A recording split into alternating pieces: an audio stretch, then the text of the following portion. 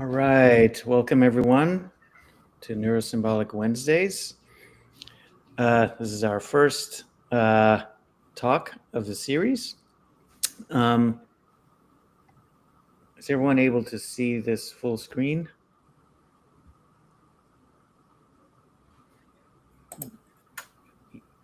Yes? Yep. Okay. So today we have Abu, and you'll see him appear from time to time in our series / summer schools. And he's doing lots of work analyzing exactly the extent to which LLMs reason. So you hear all about that today. We thought this was a good way to kick things off because there's a confusion around this issue. How is it that in neurosymbolic AI we're calling for reasoning, and yet there seems to be reasoning going on in LLMs? So, all right, and I'll just announce real quick what the next one will be. So we're going to follow up on this with taking a close look at exactly how these reasoning models are trained, including the DeepSeek paper, which had a big influence. So we'll be going over that paper as well as sort of recent ways people look at training these models. Okay, with that, take it away, Abu. Thank you so much, Alex. I kind of wanted to talk today about some work that I've been doing over the past few years, kind of more carefully examining language models and basically just asking the question: can they learn to reason?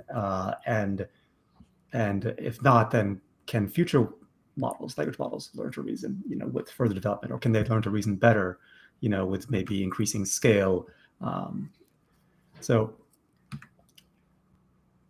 basically, if you've seen headlines, over the past 2 years, a lot of them have become very optimistic about language models' ability to reason.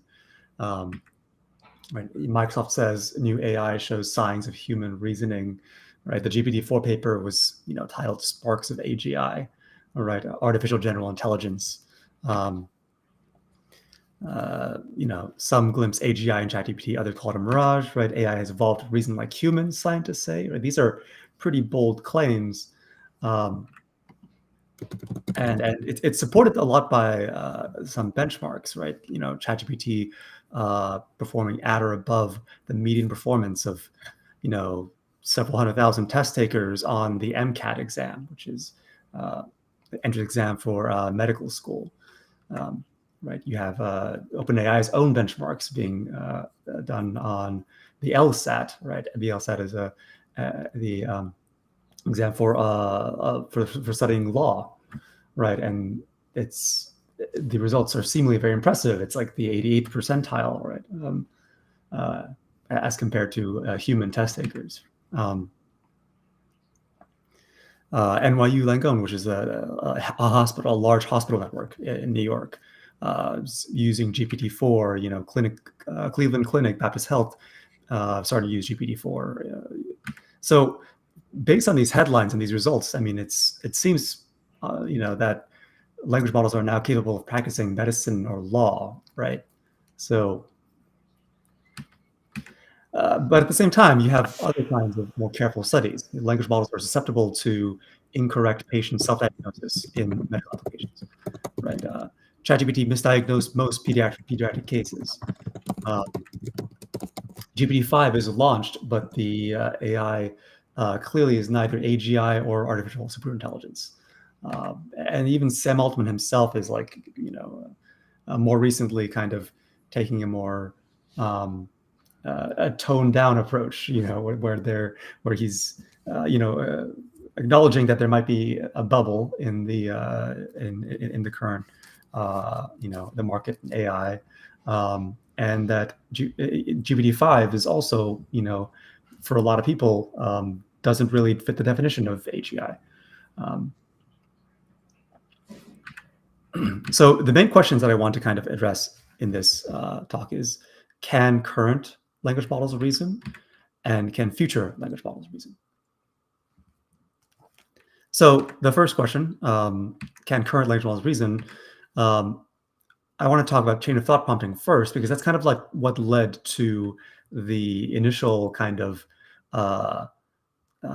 suspicion that language models might have some at least non-zero reasoning capability, right? Because prior to chain of thought prompting, people were using largely what's called direct prompting, where if you give the model a question, let me turn on my highlighter real quick. Okay, there we go. You give the model a question, and then you just ask for the answer directly, and you hopefully the model will give you the right answer, right? Whereas if instead you give the model a question and you ask for some sort of chain of thought, such as from this trigger phrase like "let's think step by step," the model will actually do some reasoning, and then at the end give you some answer. And empirically, people have found that chain of thought prompting had significantly improved the performance of language models on a lot of reasoning tasks. But there are many potential confounders in these benchmarks, that test language model reasoning using chain of thought prompting. The first being data contamination, right? Do these benchmarks measure reasoning or retrieval ability? For example, a benchmark may ask the model to deduce some kind of fact, but it already knows that fact from pre-training somehow. Another possibility could be poor out-of-distribution generalization, right? The model may rely on shortcuts or heuristics or spurious correlations that may have worked well for the examples from the training distribution, but don't really generalize to examples outside of that distribution. The other thing that we want to kind of do is, when people measure the accuracy of, the performance of language models in these kinds of studies and these kinds of benchmarks, they focus on the label accuracy, which is shown here, right? But instead, we kind of were curious, okay, what happens if we more carefully parse each of the steps, and can we evaluate the correctness of each step, right? That'll give us kind of a better analysis of or understanding of how the model is actually performing the kind of proof or the search to find the answer.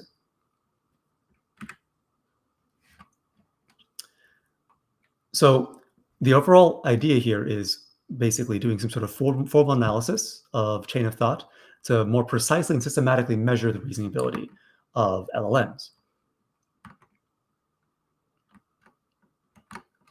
Oops, there we go. To do so, we formally analyze their particular chain of thought. And we do this in a few steps, the first being to parse each sentence from the chain of thought into a logical form.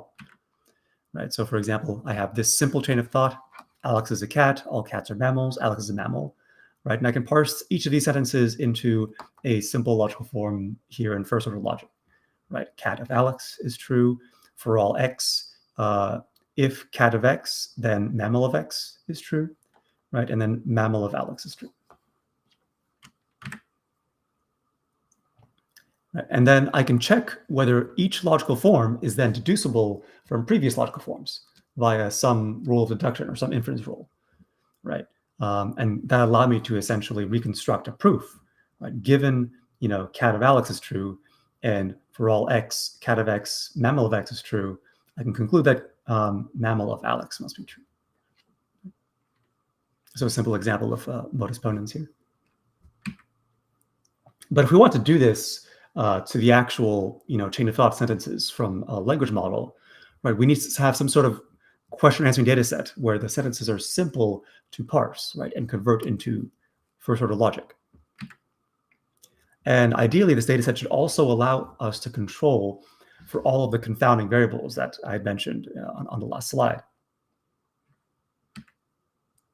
And so to this end, we introduced a new data set called Pronto QA, which is short for Proof and Ontology Generated Question Answering Data Set. And I detail it in, there are two papers we describe it in ICLR 2023 and in Neuro 2024. So if you want to read more about those, about the details, please refer to those papers. But one important aspect of Pronto QA is that it's synthetic. And we do this because we want to better control the data. It also allows us to directly address the question, the issue of data contamination, right? Synthetic examples are not in the training data of these models, right? And so it makes it much easier to generate examples that we know the model hasn't seen, right? Or that it has not contaminated training data. So we generate these examples using a fairly simple process. Basically, for each example, we first generate some sort of graph, right? And this graph you can think of as, it could be an ontology where you have things like, different types of objects with different properties, right? These edges kind of denote like a subtype or subset relation here. And we convert the graph into the body of a question, right? Basically, for each edge in this graph, we generate a sentence. And so, going top down here, we can generate sentences like each animal is multicellular, every animal is not unicellular, vertebrates are animals, all mammals are vertebrates, mammals are furry, mammals are warm-blooded, and so on. You can see I'm just kind of, descending this tree structure edge by edge and outputting a sentence for each edge. So then we generate the question, and we do so by first performing a random walk for k hops. So let's say we pick randomly to start from cat and then go up the tree or the graph and stop after doing some number of hops, right? Each hop basically corresponds to a reasoning step. For each step in the walk, oops, there we go. So for each step in the walk, we generate a chain of thought sentence, right? Alex is a cat. Every cat is a feline. Alex is a feline.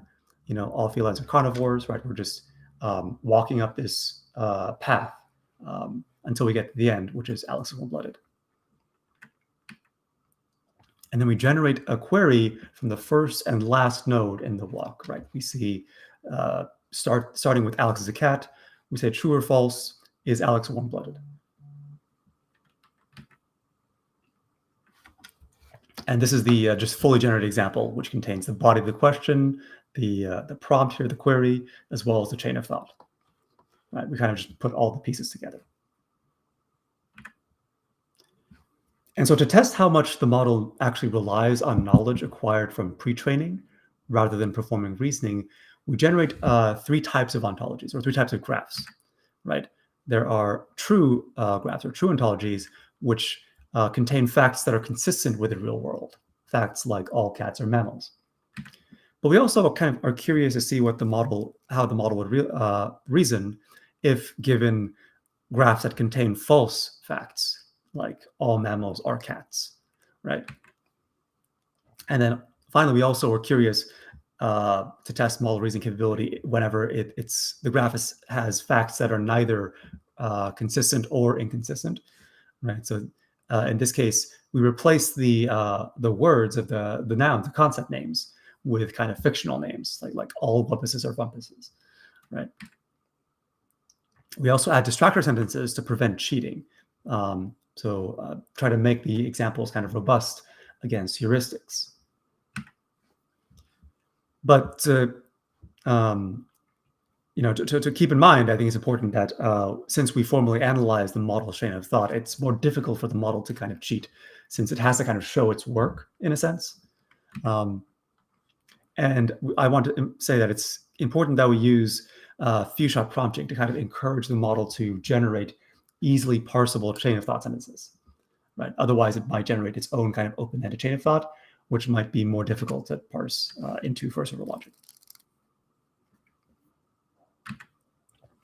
And here's kind of a high-level overview of the first set of experiments that we ran, where we see the proof accuracy. So this is the correctness of the entire proof, right, in the chain of thought. And we evaluated, versus different sizes of models. In this case, we're looking at GPT-3 models. And we can see actually that larger models are just better at reasoning than small models in terms of the accuracy of the proofs that they generate. And so let's just focus on the largest model, henceforth. Real-world knowledge also helps reasoning, it seems, right? You have these different kinds of ontologies, the fictional, the false, and the true ontology. We see the model with the fictional ontology achieve, not that impressive accuracy. It's not that far from random chance, which is 50%. And the same thing with false ontologies too. It's interesting that the gap between the two is actually not that far off. And yet the model's performance is significantly better if you use a true ontology, right? Which means that it's kind of exploiting the fact that it's learned a lot of stuff about the world from its pre-training to kind of improve its reasoning performance, right? Which is a bit problematic because that means that it's essentially cheating to do well on the questions that are generated with the true ontology. Okay, and also longer proofs are still challenging, right? If you look at 1-hop versus 3-hop versus 5-hop questions, the accuracy just seems to drop, right? But this is, keep in mind, this was with GPT-3, so models have changed quite a bit since then, and I'll get to that later in this talk. So I think one big question that we're kind of curious about answering is how did language models actually reason step by step, right? We've only looked at kind of the overall proof accuracy so far. And so to answer this question, we will look at breaking down each step and categorizing their errors.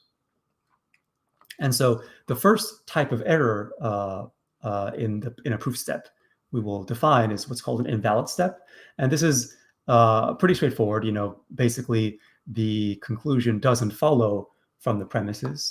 4 is an integer, all primes are integers, therefore 4 is prime is an invalid step, right? The other kind of step that we want to consider is what's called a misleading step, right? So here, let's say our goal is to prove that Alex is warm-blooded, and we've proved so far that Alex is a mammal, right? Ideally, we want to use the fact that all mammals are warm-blooded to then conclude that Alex is warm-blooded, right?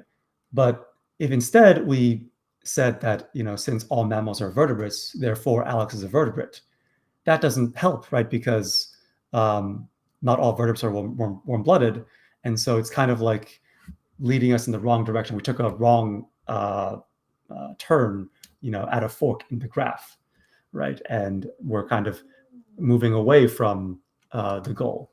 And that's why we call it a misleading step.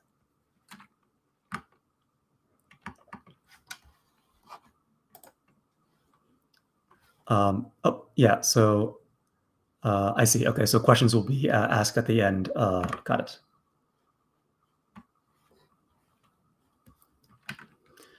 So if we actually break down each of these kind of bars into little, sub-bar plots, by categorizing each of the kinds of steps, right? So this dark red bar here basically indicates the proportion of incorrect proofs that contain a misleading step, right? And this dark red bar here is a proportion of incorrect proofs that contain invalid steps, right? And these dark blue bars actually indicate the proportion of correct proofs that contain misleading steps, as well as invalid steps.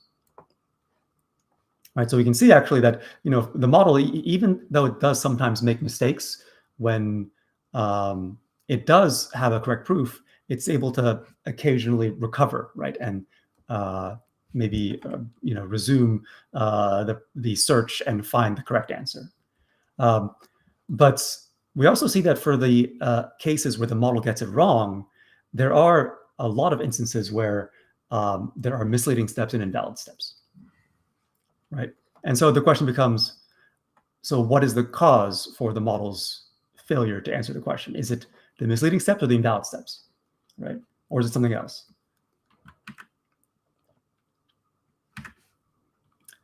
Right, so most incorrect proofs contain a misleading step or an invalid step. And so we kind of further break down kind of the analysis by looking at here we're plotting the proportion of incorrect proofs where each step type is the first type of error that the model makes in that incorrect proof, right? So this green bar here represents the proportion of incorrect proofs where the first mistake is a misleading step, right? And this red bar is the proportion of incorrect proofs where the first mistake is an invalid step, right? And so as you can see, like the smaller models, it tends to be that the invalid steps are the most common first mistake, right? But as the model size gets larger and as you improve the training by doing instruction tuning, right? The likelihood that the first error is an invalid step decreases, right? This red bar kind of shrinks, and instead this green bar grows, right? So this suggests that actually the model is the most common, reason for the model getting sidetracked and making a mistake and getting the final answer incorrect is due to the misleading steps. It kind of, is not able to find the right path to the goal, despite actually being able to find, correctly take steps, right? Correctly perform kind of valid steps of deduction, right? And so that kind of leads us to conclude that actually the models are pretty good at making valid deduction steps, but what they're really having trouble with is proof planning, right? This kind of proof search task, right? In order to find the conclusion given some premise. And so this suggests kind of a more fundamental limitation to the model's ability to search. And this is what we're going to focus on in the subsequent parts of this talk. So this was back in GPT-3, right? Back in 2022 and 2023. But last year we've seen the development of what are called reasoning models. And I believe Asim will talk more about these next week. But just kind of a high-level overview, language models, when they're post-trained with reinforcement learning algorithms such as PPO or GRPO, they have significantly improved performance on reasoning tasks, right, including on Pronto QA. And so you can see this kind of benchmark. This is from the DeepSeek R1 paper, where DeepSeek R1 is this model that has been trained with reinforcement learning, right? And same thing with OpenAI. These are also have been trained with reinforcement learning. And these are being compared to the models here on the left side, which have not been trained with reinforcement learning. These are kind of the more vanilla LLM architectures. But you can see like a clear jump in performance in some of these benchmarks, right? So simple QA, 28% goes up to 47% for OpenAI A1. Alpaca Eval 2.0 goes from 52 to 87.6%. Right? Coding also sees significant improvements. Live code bench from 38.9, 36.2 to 65.9. Right, so you see these pretty kind of marked increases in performance on these reasoning benchmarks. And so kind of the natural question arises, does this mean RL has solved, language models' shortcoming in search? A recent Apple paper I probably have seen, Shojay et al. In 2025, has showed that actually these large reasoning models, they may not generalize to more complex problems, right? And in fact, if you actually have some sort of task, this is, I believe, the Tower of Hanoi task, where essentially you're given some sort of state that describes, a bunch of 3 pegs and a bunch of blocks that are stacked in order on one peg, and the goal is to move the block such that you have the blocks stacked in a different order. I'm sorry, in the same order but on a different peg. So you see the target state here, right? And what you can do is you can actually increase the number of blocks to kind of control the complexity of this task. They call them disks here, but you can see that as you increase the number of disks, Cloud 3.7 Sonnet, this is the non-reasoning model, right? It seems to have difficulty starting around 4 disks. But the reasoning model, if you add this plus thinking kind of flag to the model, it actually performs well all the way up to around 8 disks. But after 8 disks, it also kind of begins to deteriorate in performance, and it performs just as well as the non-reasoning model. And it's interesting, they also found that kind of the number of tokens that the model generates. So these large reasoning models, they will produce very long chains of thought, right? And this is kind of the idea of taking advantage of test time compute, right? Producing longer and longer chains of thought tends to increase the accuracy of the model. And so you'd imagine that as you increase the complexity of the input problem, the number of thinking tokens, they call it, the number of tokens in the chain of thought will increase as well. And that's true up to a certain point, it seems. In this paper, the authors found that after reaching some sort of threshold, the number of tokens in the chain of thought seems to kind of level off. Right. But there are some flaws with their methodology. Notably, some tasks, including the Tower of Hanoi task, they require exponential steps to solve, right, in the tasks that they investigate the models with.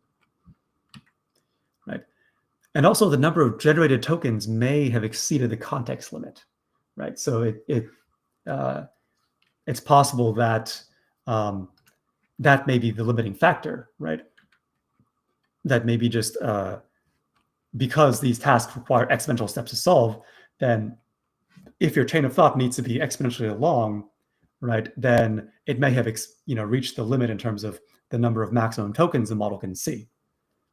And that might be kind of adding some sort of unfair limitation, perhaps, on the model. So to address these kinds of potential confounders, we extend Pronto QA to create or to generate very, very large graphs. And we will measure complexity using a metric that we call look ahead. And so this look ahead we define as follows. Let's say we have a graph, a start vertex and a goal vertex.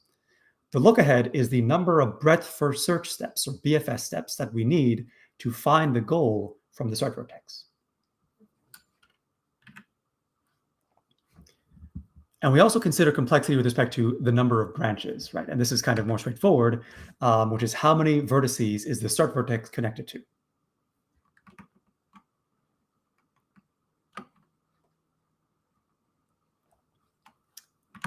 Okay. So we test large reasoning models on 2 tasks. First, given a graph with a start and a goal node, we want the model to predict the path between them. Right, and it could be any path, just so long as it's a valid path. Although I believe in this data set, we've kind of guaranteed that the generation process will generate graphs with only one path between the start and the goal vertex. So it looks maybe something like this. You have some sort of graph, you give the graph as a set of edges to the model, and then you ask the model for the path between the start and the goal. The second task is, given a natural language reasoning problem, such as the one over here, starting premise, in this case, A is INESAM, and some goal conclusion. We want to prove that phi is DETMI. The next step in the proof is blank. We want to predict the next step in this proof. Right, so this is kind of a bit easier of a task, at least in the graph search setting, because you only want to predict one vertex as opposed to a full path. But at the same time, this is kind of phrased as kind of a natural language reasoning task as opposed to a graph search task. So it's possible the model may perform differently, either better or worse, when working with natural language versus a more symbolic representation. Right, and this kind of example is equivalent if you map each of these kind of clauses to a vertex. It's kind of equivalent to the topology of this graph, where each edge represents kind of a if A then B fact in the question.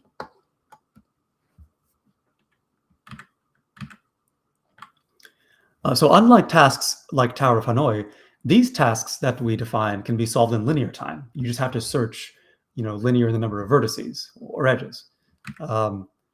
And at the same time, only a linear number of thinking tokens are needed, right? So that means it shouldn't have any issues where the model kind of reaches the limit on the number of tokens that it can generate or that it can see. And we call this new data set the deep reasoning data set, or deep RD data set. And you can read more about it in our archive paper if you'd like. And here are the basic results. We look at graphs with different numbers of branches, meaning the start vertex has a different number of like child vertices, right? We also plot the accuracy of different models. This is DeepSeek V3, DeepSeek R1. So V3 is kind of a non-reasoning model. R1 and O3 and O3 Mini are reasoning models. 4.0 is OpenAI's non-reasoning model. And you can kind of see that they do perform the worst as compared to the reasoning models here. But the reasoning models, you can see in the red and orange curves, they perform pretty well, but only up to a certain look ahead, it seems, right? So about around 64 to 100 is when you see this kind of drop off in their accuracy as well. Right, so this kind of corroborates what was seen in that Apple paper. Yeah, despite our task being solvable in linear time, and beyond a certain size of graph, it seems that all models, regardless of how much reasoning they do, struggle on this task. And if you look at the purple lines here, we kind of limited the experiments there because it was just so expensive to run a lot of experiments. So we just picked kind of like 2 points in the middle here to run those experiments. And we also find that O3 struggles similarly as compared to the other models. And so this was in the graph search task, right, where the input, the graph is given like symbolically, and the model has to output a sequence of vertex IDs. But in the natural language proof search task, where the model just has to output the next proof step, you see kind of very similar behavior, except now the accuracy of random guessing is 50% in this plot, which is kind of why you see these models kind of hover around 50% after a certain look ahead, right? In this plot, it becomes 25%, right? Because the random guessing accuracy would just be picking one of the 4 children of the starting vertex, right, as the next step. And here the random guessing accuracy is 1/8, and so on.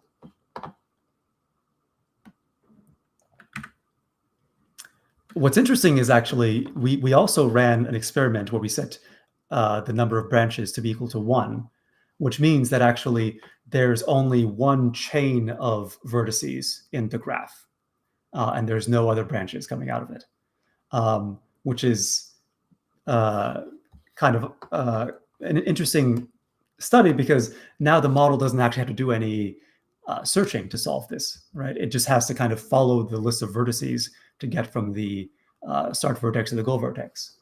And yet, even in this case, we see that like after around 400, 500 vertices, the model's accuracy in this task, goes down. And this could be due to the fact that, the model has to kind of like do some sort of pointer following and very accurately copy the pointers from the input, the prompt, into its output, right? And if the model has some small probability of making a mistake anywhere in this process, then as the number of edges grows, then you find that the probability of an error will also grow exponentially, which would kind of explain this result potentially. And the other thing that we also kept track of was the average number of tokens that the model produced in its output. And we see a kind of very similar, pattern as in the Apple paper, right? Where, initially the reasoning models began by generating increasing number of tokens with increasing with increasing problem complexity, right? At least for the reasoning models, right? The orange and the red curves and the purple curve as well. But then after some kind of point around 64 look ahead, it seems here, they stop generating more tokens. They kind of like flatten out and level off,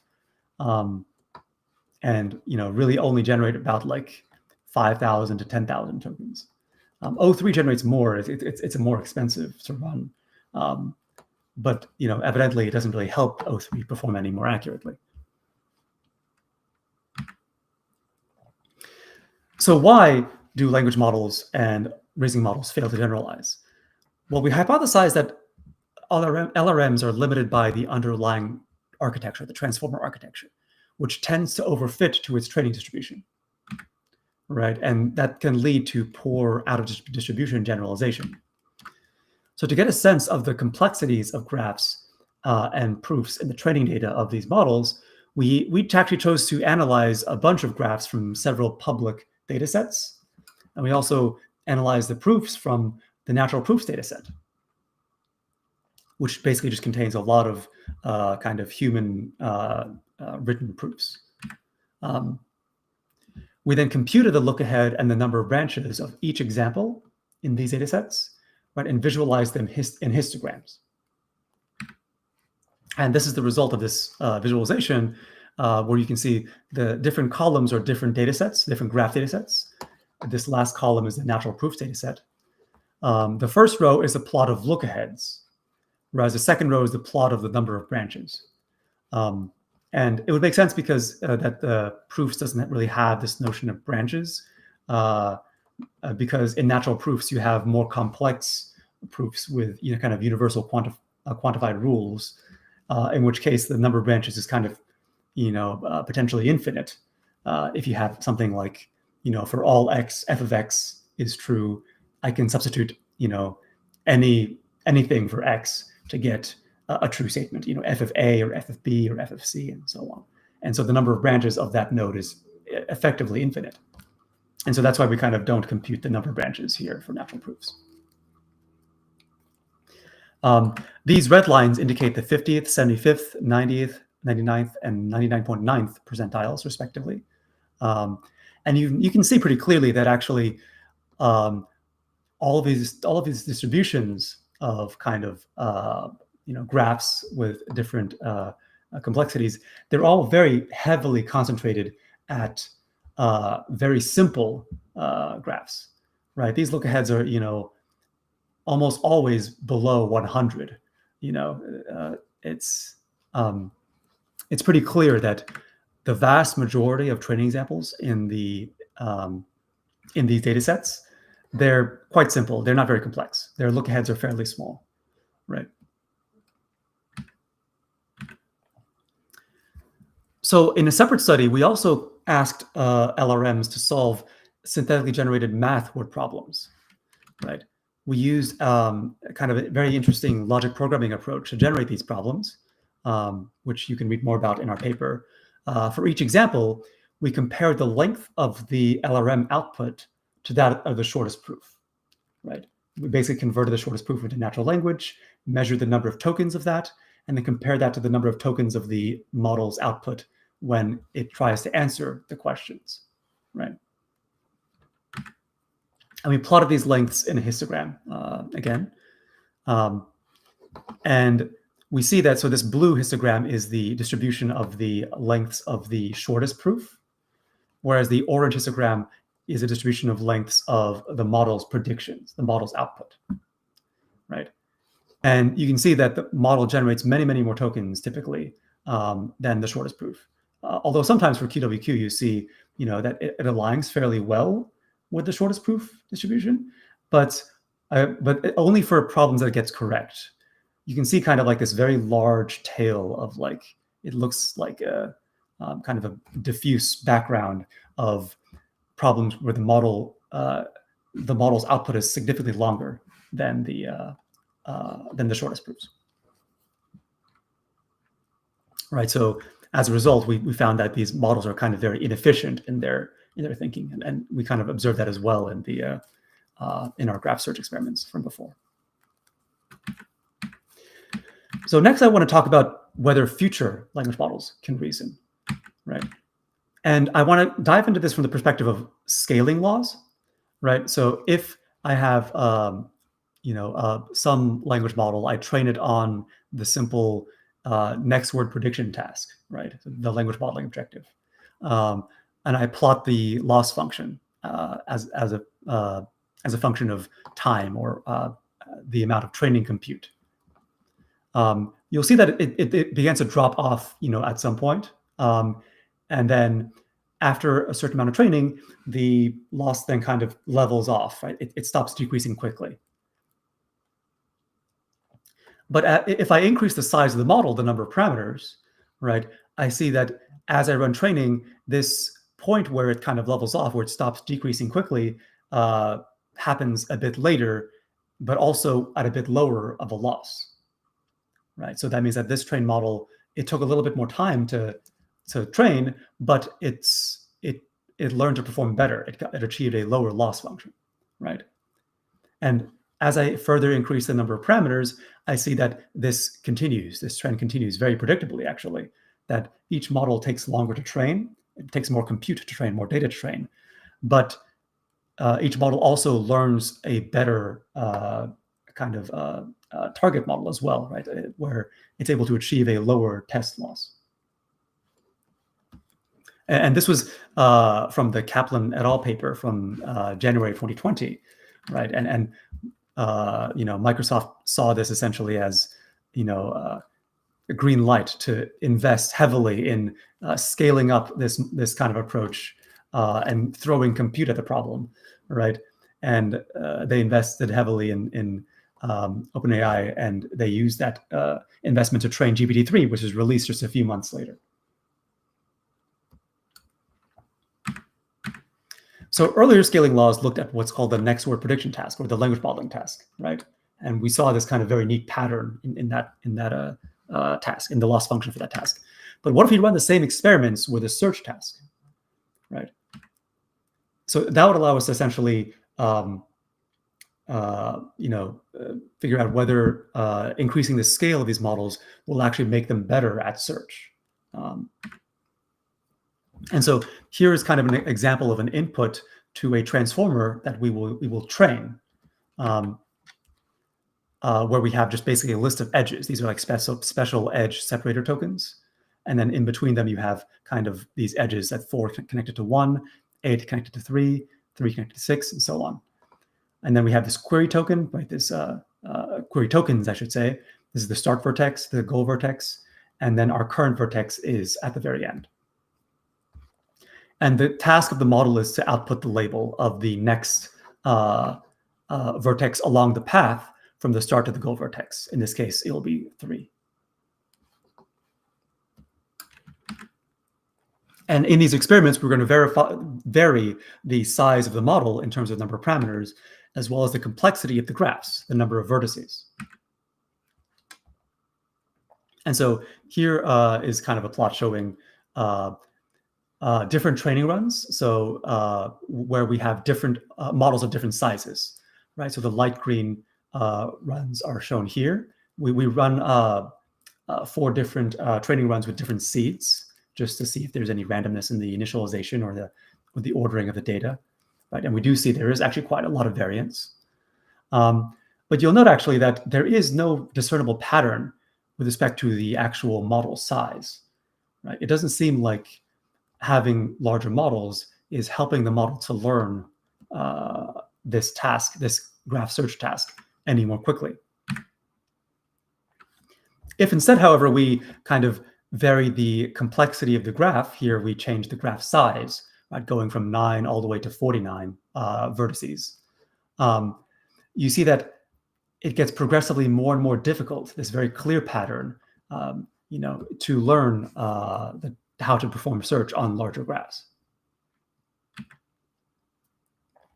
And if you were to kind of plot, the minimum test loss that it achieves after, a very large amount of training, as a function of the size of the graph, you see this kind of, trend that it just takes more and more.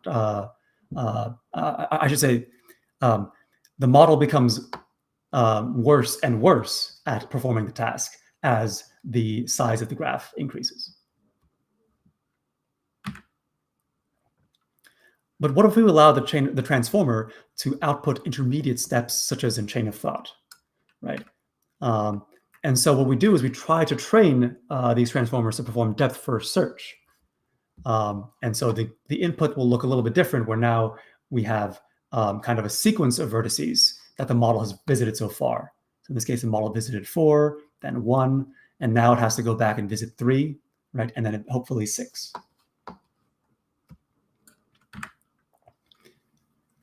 And we see here, this is the train loss shown on the left side, the test loss on the right side. And again, as you increase the size of the graphs, the complexity of the graphs, the loss function, both for the training and the test, increases, right? Which means that it gets more and more difficult to perform depth-first search for larger graphs. At the same time, though, if you increase the size of the models, the transformers being trained, you don't see a very clear pattern that suggests that larger models learn faster, right? In fact, it seems actually that the smaller models learn faster than the larger ones for this task.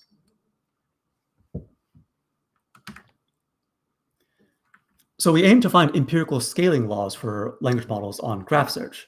And we found that larger language models are actually not better at learning how to search. And it becomes increasingly difficult to learn how to search on larger graphs, even with better prompting, such as chain of thought or depth-first search, right? And perhaps this inability to search, has led to this kind of plateau of AI capability. But maybe not. And I'll show you some reasons for why this may not be the case.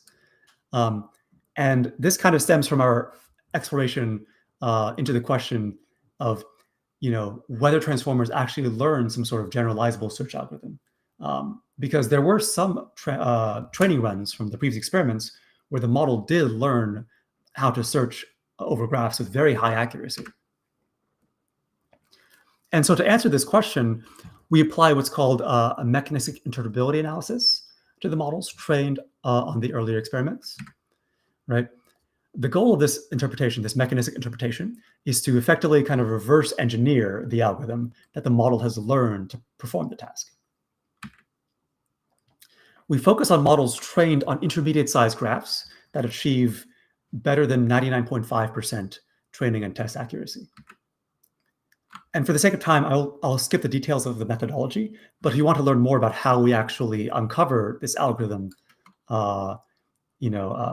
procedurally, I urge you to read the section in the iClear paper.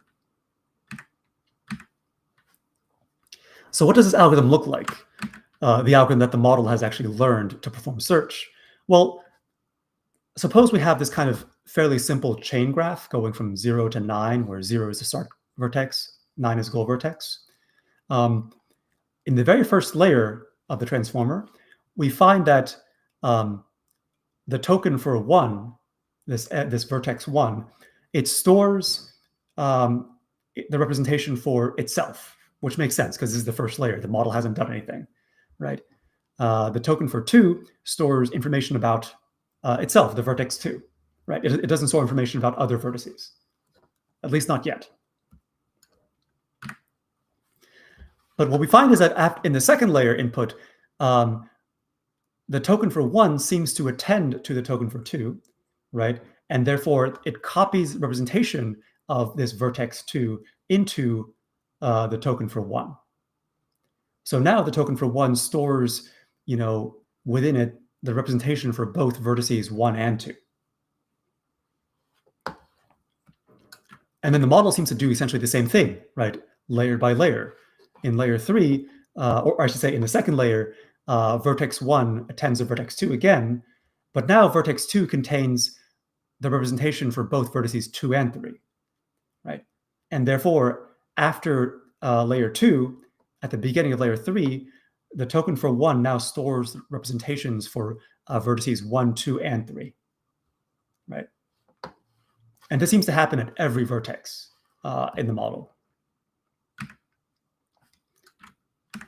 And eventually, if you just repeat this process where you're kind of repeatedly copying, the vertex that this set of vertices are connected to, right? This set of 1, 2, 3 is connected to 3, right? So we copy from 3 into 1, and then now 1 stores representations for vertices 1 through 5, right?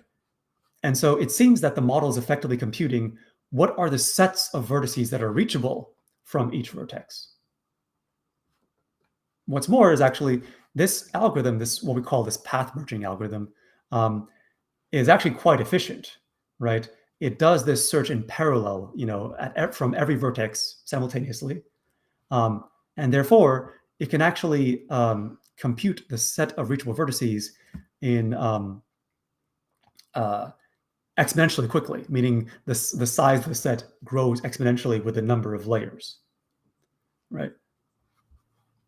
So this is actually a very kind of robust and very interesting, and it's a real search algorithm that people have developed for like parallel computing environments. So even if the model does struggle to learn this, the transformer struggles to learn this algorithm for very large graphs, it is able to learn this algorithm for kind of intermediate sized and small graphs.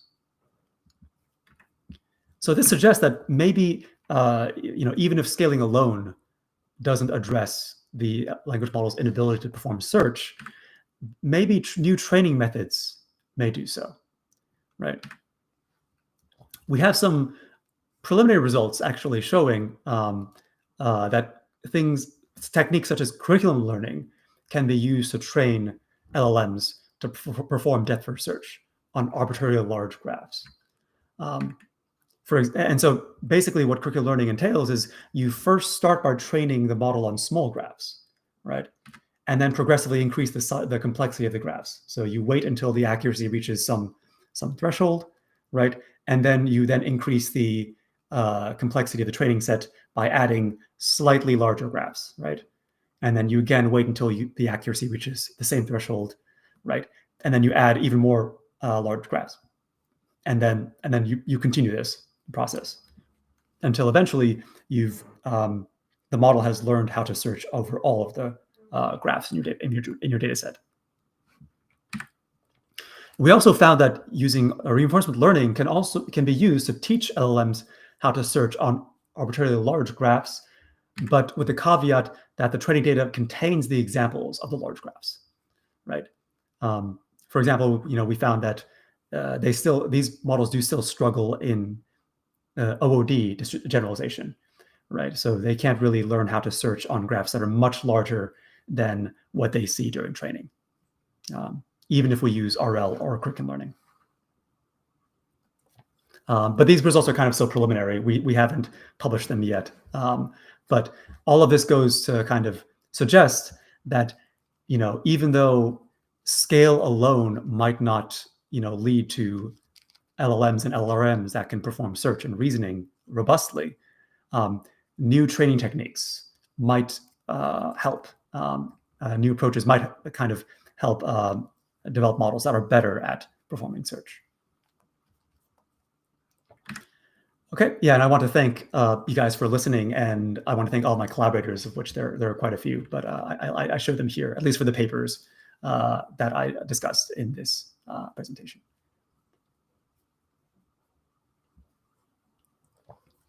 Yeah, and I'd be happy to take questions. Yeah.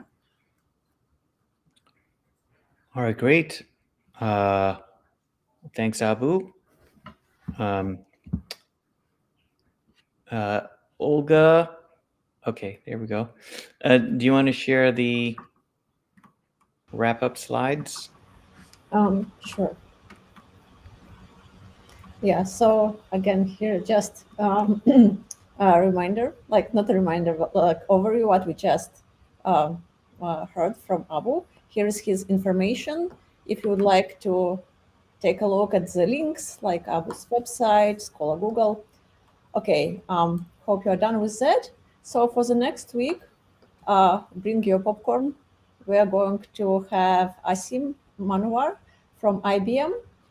He will be speaking about training large reasoning models. And also, if you'd like to join us, here is a bunch of ways how you can do it: Discord, GitHub, YouTube, LinkedIn, our learning site, and you can participate in our communities. Yeah, Great. so hope you're done with. Mhm. Yeah, and just so now we'll go to questions. So, and there are a bunch of questions on Discord. So, if you didn't know it already, go to Discord to ask questions. Look for the Neuro-Symbolic Wednesdays channel. Okay, and we already have a bunch of questions there. So Olga will read the questions, and then once we're done with those, unless they keep coming, Olga may have some questions. I have some questions, and we're leaving half an hour, so we're experimenting with this format, and if we have way more, we'll make it longer, or if we have less, we'll make it shorter in the future. But the purpose is a deep dive. So also on the Discord channel are the papers that Abu gave for background reading. So it's also fair game to ask any questions from his papers. Okay, so all right, with that, take it away, Olga. Okay, we have a bunch of questions. I hope I start with the first one in the beginning. Maybe some of the questions are about particular slide shown at the moment, so we'll try to guess about which slide. But okay, the first question we have, perhaps a bit of a naive question. Why is it that for LRMs, with increasing the complexity, the number of tokens does not keep increasing and hits a threshold? Is that a generic phenomenon? Yeah, that's a good question. Let me actually go to that slide real quick. Let me not present and just show you the PowerPoint. Let me share my screen. Window. Yeah, this one is fine.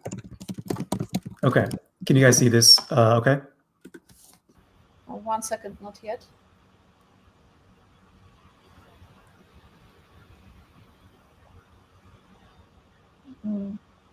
Can? Yeah. Thank you. Okay, great. Yeah, so this is basically the kind of plot that they're referring to. So that's a good question, actually. I don't think I think the reason why these models don't actually further increase their tokens is because their training doesn't really contain examples that are much larger than this 64 to 100 range, right? So their training distribution, even during RL, they probably don't see examples of problems that are more complex than that kind of threshold, and as a result, they probably don't even learn to kind of spend more time to reason and try to get it correct. So, and I'm actually not entirely sure why the kind of the thinking process doesn't continue if it actually can't find the actual path, right? It might just give up, or it might have actually. One interesting thing that could be happening is that it convinces itself that something else is the right answer, right? After a certain number of tokens, right? Maybe some sort of hallucination is happening. These are very interesting questions, and I think it deserves a more careful study of an analysis of the actual output of these reasoning models, these chain of thought tokens, to see like what are the mistakes the model is making, especially for like these larger graphs. And we have some preliminary analysis in our paper in this paper on arXiv. Toward the end of that, we have some kind of insights there, but it's very kind of surface level, and definitely a lot more work can be done to do a much more careful and systematic analysis. Yeah, but that's a good question. Okay, thank you. The next question is a question about the fictional false-true ontologies. Yes. Have you done any tests on human subjects with the same data? Current consensus in cognitive science is that humans are actually context-dependent reasoners. So it might be a bit harsh to penalize LLMs for not doing well on tasks that we are not that good at either. Yeah, that's a good question. But I mean, like, these are actually very simple. So this experiment is from the Pronto QA paper, which is from 2023, 2022, really. But these examples are quite simple. They're only 5 hops. And so if you gave any human enough of an incentive to get it correct, I'm almost certain that they'll get it 100% right, because these are not that long. I mean, if you ask me the same question about the examples here in like these very large graph search tasks, then I would say it's possible that that humans could maybe miss one edge, right, or accidentally connect two vertices together that don't appear together, just because the graphs are so much larger. They have hundreds or thousands of vertices, right? But the graphs in these experiments are very, very small. They're like, tens of vertices, if that, right? So I would be pretty confident that humans can get it perfectly correct given enough of an incentive, like if you pay them. Mm-hmm. Thank you. Okay, I think a couple more questions that I missed in the beginning. These were probably about like from the beginning of your presentation. How did you construct the data set? And another question from the same person. Okay, actually, that's maybe related question. How about when a word has multiple meanings? For example, riverbank and cash bank. Oh yeah, that's a good question. So we chose kind of words here, at least in the true ontologies, that tend to be fairly unambiguous, especially given the context. So we didn't actually consider words with multiple meanings. And in the fictional context, we made sure that each of these vertices, was assigned like a unique fictional word, right? So there is no confusion. If like the model sees a word, it will know exactly which vertex that it refers to. There are no like two vertices with the same label. And the way in which we constructed this data set was, kind of described here, where first we generate a graph. It looks like this, and then for every edge in this graph, we convert it into a sentence. So you can do this either like traversing the tree top down or bottom up, or it doesn't really matter, right? So this edge here, animal goes to multicellular, gets turned into the sentence, each animal is multicellular, right? This edge going from vertebrate to animal goes to vertebrates or animals, right? And so on and so forth. You do this for the full example. And then what we do is we then do a random walk from some vertex, let's say cat, to warm-blooded, right? And then this random walk tells us what the chain of thought should look like, right? Starting with Alex as a cat, I can conclude that Alex is a feline because every cat is a feline, right? And then so on and so forth. I continue the walk until I get to the goal, which is Alex is warm-blooded, right? Mm-hmm. And then I can take the start vertex and the end vertex of this walk to get the query. Alex is a cat, true or false, Alex is warm-blooded. And then I just combine all of it together to get the full example here. And while we are on this slide, I actually have a question from myself. Sure. How do you construct these through ontology? Yeah, Is that's a it good question. manual construction, or do you automatically extract it, I don't know, from Wikidata, or like, yeah. So regarding the true one, and how do you kind of break it to create a false one?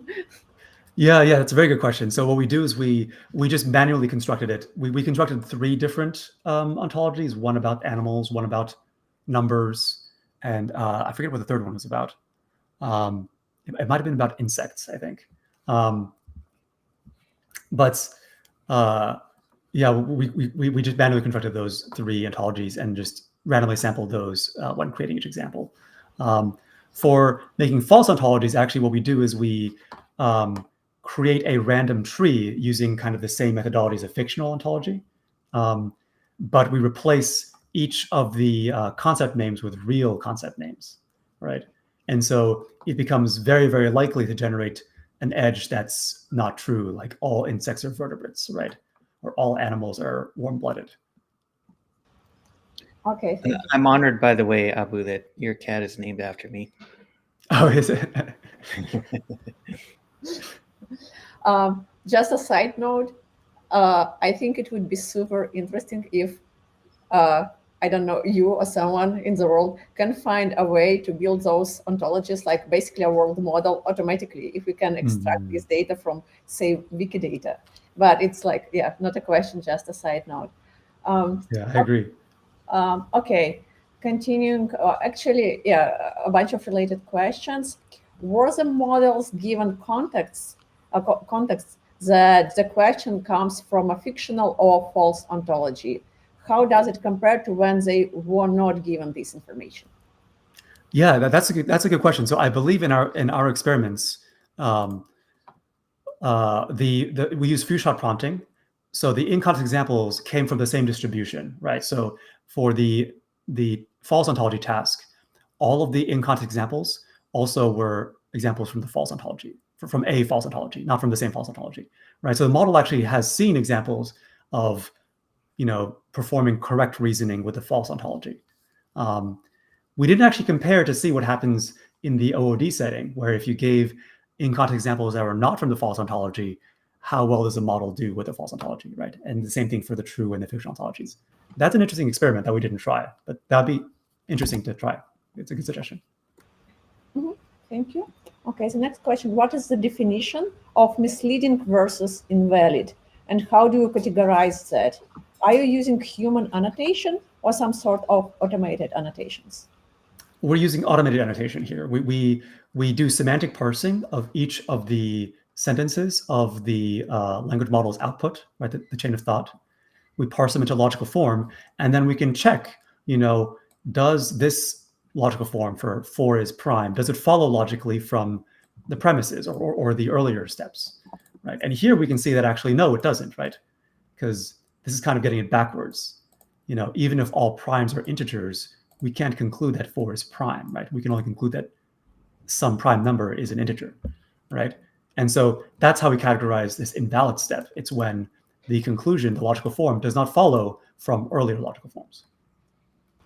Misleading steps are, on the other hand, different in the sense that they may follow logically, right? So Alex is a mammal, all mammals are vertebrates, Alex is a vertebrate. That follows logically, right?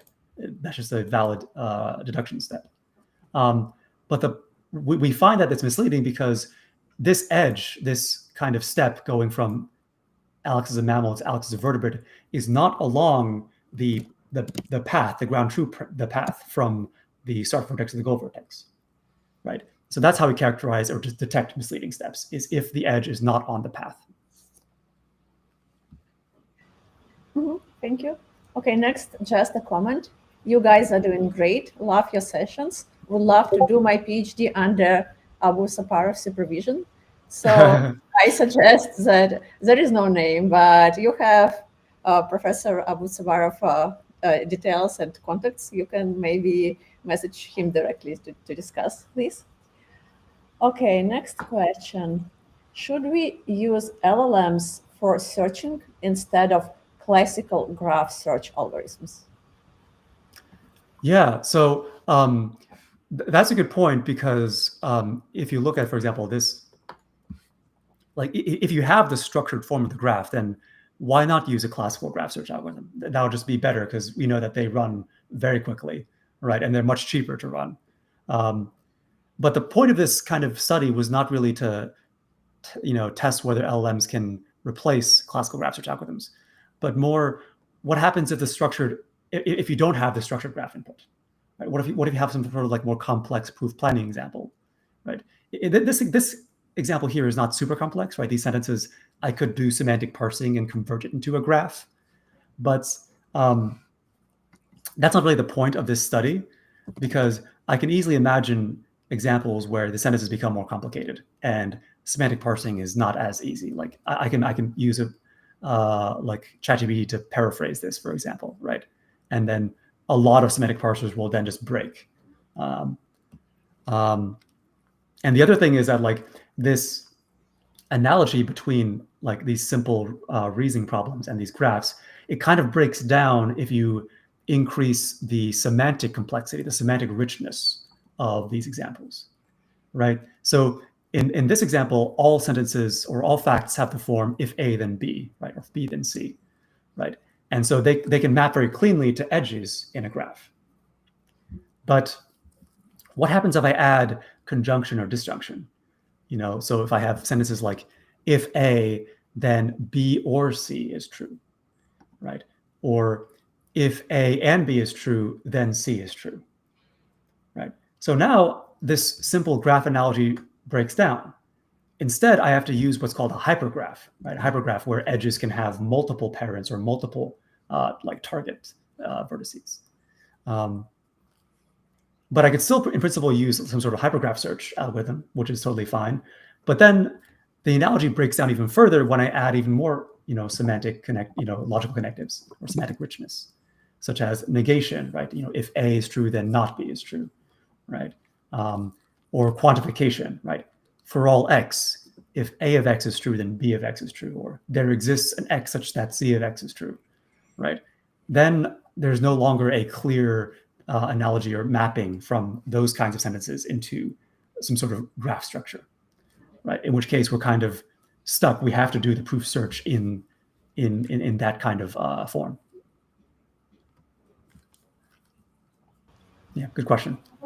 Okay, thank you. The search algorithm that the LLM learns, why does it not generalize to larger graphs? What is it that causes this loss of generalization? Yeah, that's a very good question. So it's simply that the model, after some point, you see that it's doing like these kind of merges of paths, right? Layer by layer. Let's say I only trained the graph on paths up to length 5, right? As opposed to 9. Then the model has no incentive or reason to learn this path merge operation at the end, right? And we find that it doesn't. So then, even though it learns how to do this algorithm for paths of length 5, it can't go any further than that, right? And so its performance kind of drops off pretty significantly. If you look at the paper, after paths of length 5, its accuracy goes down to 0 pretty quickly. And so that's kind of why it doesn't really generalize. It overfits to its training data, which is kind of, pretty common observed property of transformers. Thank you. Next question. Do you evaluate graph complexity in the graph search benchmark only in terms of the number of nodes or also other metrics, for example, approximate branching factors? Yes, yeah, we use 2 factors actually to kind of measure graph complexity. The first we called look ahead, and the second is number of branches. Look ahead is kind of related to the number of nodes or number of edges in the graph, but more formally, it's meant to act as a more direct measure of the complexity, right, of the search task. It's defined as, if you're given a start vertex, a goal vertex in some graph, the look ahead is the number of BFS steps you need to take, iterations of breadth first search that you need to reach the goal from the start vertex, right? So kind of it's like a minimum number of steps that the model needs to search in order to know what is the next correct step along the path to the goal, right? And then the number of branches is the other kind of metric that we use to quantify complexity, which is basically the number of child vertices from the start vertex, right? So how many kind of paths are available at the start vertex.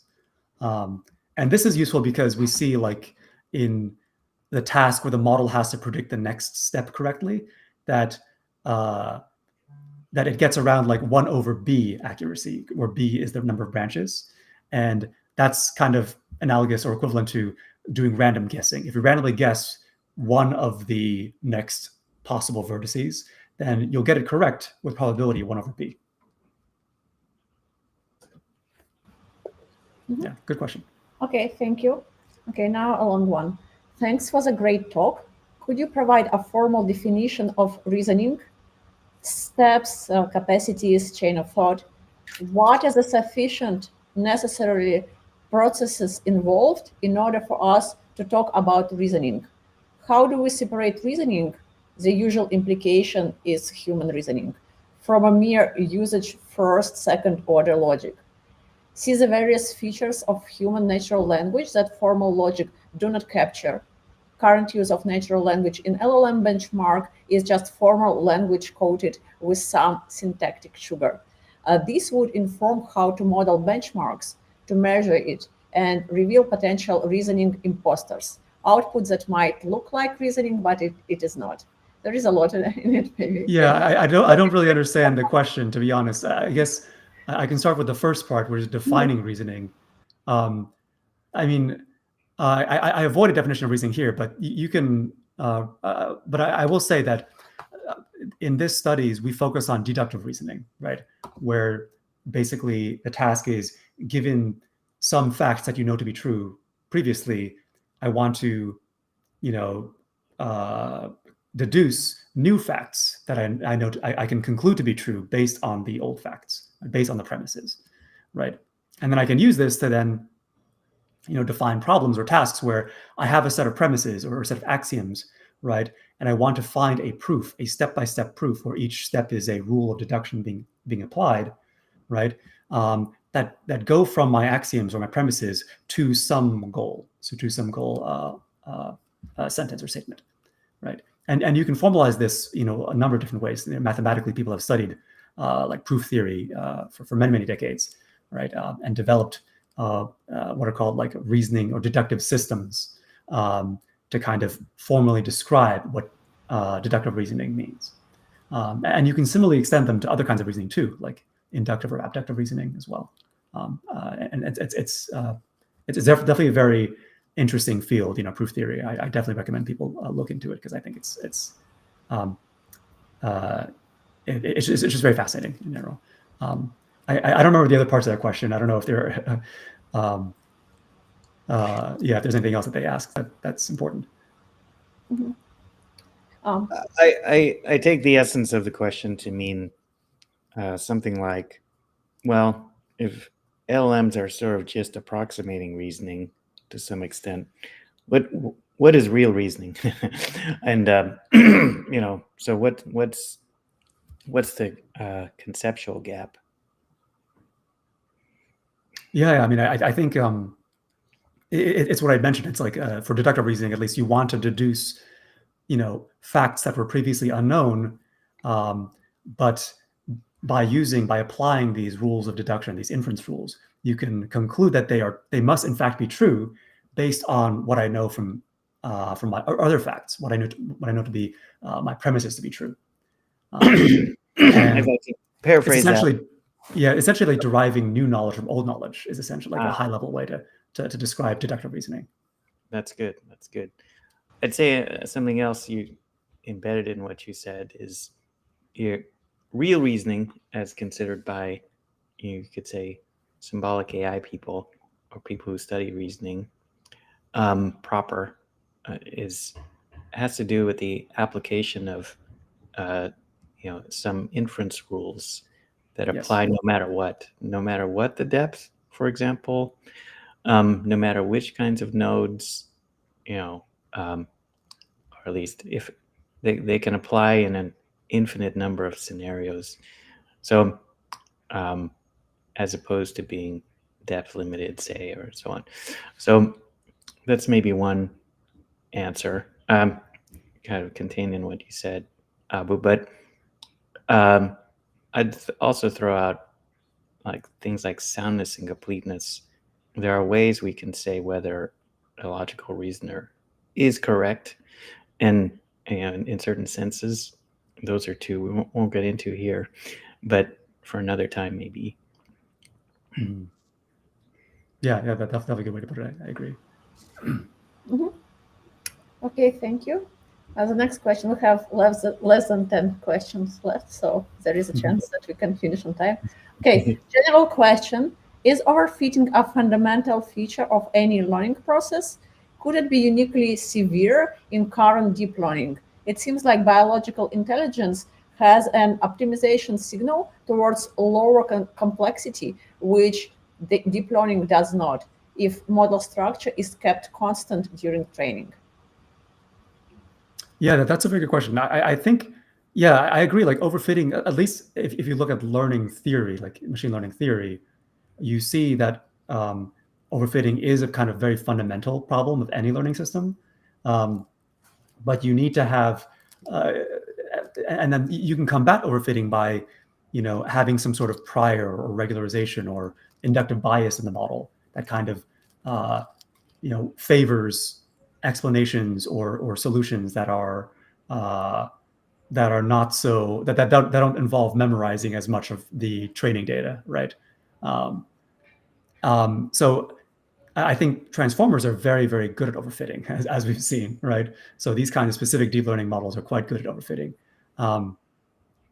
Yeah, and I agree, like having some sort of inductive bias or prior to kind of encourage these models to learn a more general solution, as we see that humans do, quite easily. Humans are very good at generalization, right? I think having something like that would potentially improve these models' kind of ability to learn things without overfitting. Thank you. Do you have an idea of what sort of role the complexity of an ontology plays? Have you considered using or comparing with something really complex, like, for example, research CYC? Yeah, so we avoided using real data in our experiments because we wanted to avoid the issue of data contamination, right? These language models are trained on like the entire internet, so I would not be surprised if the resource you mentioned has been included in the training data. But I mean, the data we generated, synthetically, were very, very large, right? We're large enough at least to show that these large reasoning models kind of drop off in accuracy even after like maybe 60 to 100 look ahead, or kind of the distance from the start to the goal vertex, right? So yeah, we designed our synthetic data generation process to be scalable and be able to generate graphs that are very, very large as well. Yeah. Thank you. Okay, then apparently a few questions repeat that you have already answered them. Just 2 questions left. Okay. Concerning the number of tokens in output threshold, could substitution play a role? Substitution. I don't think I understand what they mean by substitution. Yeah. Yeah, if they could clarify that, maybe. Maybe we can look at the other question first. Yeah, maybe Prokhor, if you could clarify the question. Okay, so the last one, it's probably a naive question, but in Pronto QA, how are the ontologies connected to the LLM or its chain of thoughts? How is the architecture of the Neuro-Symbolic system? How large are the ontologies? Do they represent the knowledge that the LLM is trained on? I didn't quite understand all of that. So this is not really a neuro-symbolic system, right? This is just the in Pronto QA, it's the data generation pipeline is to generate kind of examples that look like this, right? So it's essentially a purely symbolic data generation pipeline, right? We're just generating this graph structure, we convert the edges, vertices into sentences, which then form the question and the answer, right? So it's a pretty simple pipeline on its own. So there's no really neural methods happening, at least in the data generation pipeline, right? Yeah, and I don't remember the other parts of that question. Sorry. Okay. I'm not sure I understand the question. How is the architecture of the neuro-symbolic system? I think you mentioned it's not Yes. neuro-symbolic. Yeah. How large are the ontologies? Do they represent the knowledge that the LLM is trained in? Yeah. So the ontologies, we generated them to be like roughly like to have at most 5 hops. So like I forget the exact number, but the number of vertices varies from like 10 to 20 maybe. So they're not actually that large, at least for Quantum QA, right? And this is back in the days before large reasoning models, right? When even these small ontologies would cause problems with LLMs. And to answer the other part of the question about how we wanted to see, to investigate whether these ontologies contain information that the models were trained on during training. That's the purpose of having these kinds of 3 different types of ontologies, right? We mentioned it here. So some ontologies are true ontologies, which look like this. They actually represent facts that are true about the real world, and very likely the model has learned these facts as well from the pre-training. But we also generated false ontologies, or false graphs, where we kind of generated randomly, what the tree looks like, and then labeled each of the vertices with these kinds of labels, right? And this is done uniformly at random. And so you'd have like all these labels kind of shoveled around. And so you'd very easily get false facts like, all mammals are cats. And then we also considered fictional ontologies, where we wanted to control for when the model doesn't know anything about these facts from the pre-training. And in those cases, we just replace the names of the concepts, like cats and mammals, with fictional words like wumpuses and bumpuses. Mm-hmm. Thank you. Okay, we have just a couple of minutes left. Clarification on the previous question. So the question was concerning the number of tokens in output threshold. Could substitution play a role? And substitution is several steps of thought summarized in fewer steps by the model. Oh, I see. Yes. Yeah. So this was back referring to these experiments here. That's a good question. I don't know. I think you have to try it. We just kind of gave the problems to these large reasoning models and had them do their own thing, right? And just see like if their own kind of long chain of thought processes could find the answer. And to be clear, like the length of the context was not the problem, right? The number of tokens here are well below the maximum, which is, I believe, 32K for even the smallest of these models. So it wasn't running into any issues with the number of tokens hitting that limit, right? But it may still be possible, even in the case that having some sort of like summarizations, like intermediate summarizations within the chain of thought might improve performance. That's a good question. Yeah, that's something that you'd have to try experimentally. I'm not entirely sure.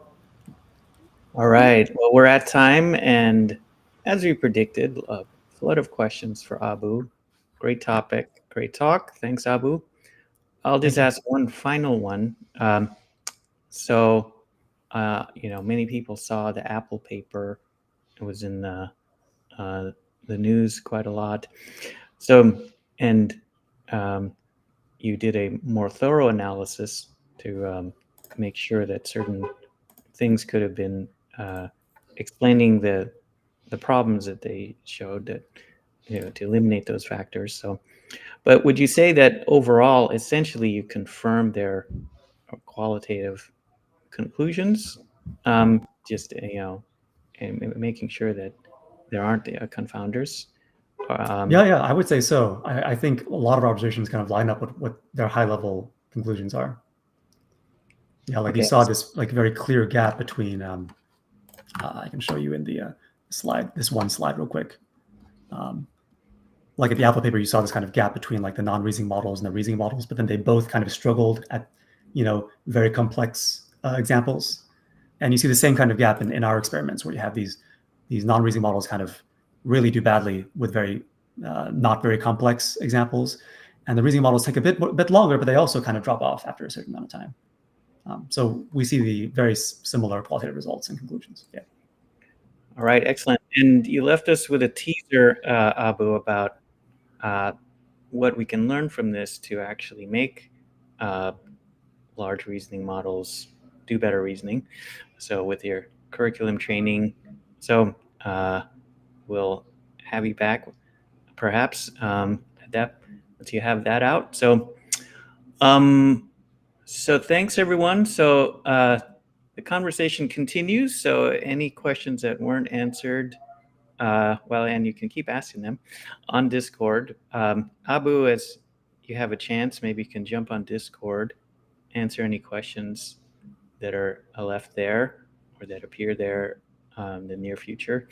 So, and look on Discord for the papers for the next presentation. This is a reading group style, so we try to announce the papers so you can read them in advance. All right, and this will include the famous DeepSeek paper. So many people, I think, will find that interesting. Thanks so much, Abu. See you next time. Thanks, everyone. Thank you, guys.